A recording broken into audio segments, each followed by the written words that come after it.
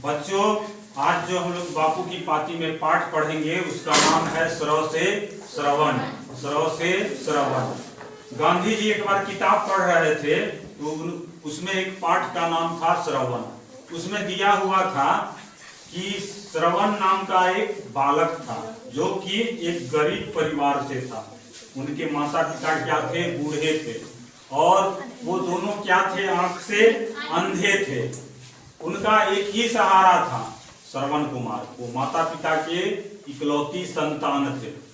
वो माता पिता पूर्ण रूप से श्रवण कुमार पर ही निर्भर थे। उनको बाहर भी कहीं जाना होता था तो श्रवण कुमार ले जाया करते। खाना भी खाना रहता तो श्रवण कुमार खिलाया करते।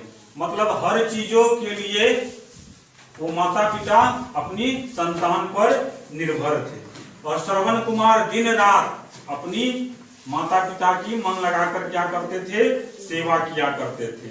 और उनकी हमेशा कोशिश रहती थी कि मेरे माता पिता को हमेशा आराम हो, किसी प्रकार का कष्ट न हो।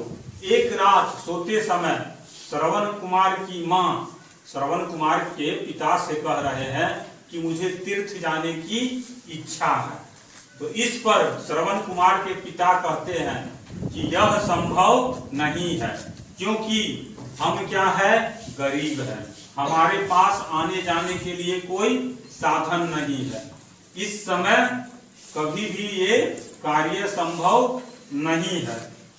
यह बात सुनकर श्रवण कुमार की माता को लगा कि यह भी भगवान की इच्छा है कि हम लोग तीर्थ न करें।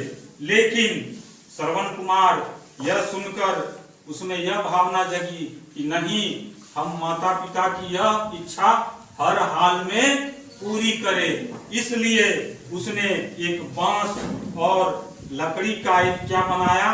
कांवड़ बनाया। और उसमें क्या किया? दो टोकरी को लगा दिया और वो दोनों टोकरी में एक तरफ माता को और एक तरफ पिता को। तो श्रवण कुमार क्या है? माता पिता को तीर्थ कराने के लिए निकल पड़ा। इस कहानी का ही इतना प्रभाव गांधी जी पर पड़ा कि वो क्या करने लगे? दिन रात वो भी क्या करने लगे? माता पिता की सेवा करने लगे।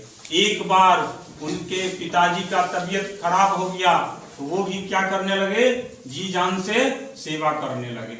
और सेवा करते करते उनमें मानव सेवा की क्या हुई?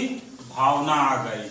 आगे चलकर वो हर धर्म जाति के लोगों की क्या करने लगे? पूर्ण रूप से सेवा करने लगे। वो किसी प्रकार का भेदभाव नहीं किया करते। इसी से क्या हुआ? गांधी जी में मानव सेवा की भावना पूर्ण रूप से आ गई। किस कहानी को पढ़कर? श्रवण कुमार की कहानी को पढ़कर। ये पाठ में यही बताया गया है। पाठ का नाम है श्रव से श्रवण।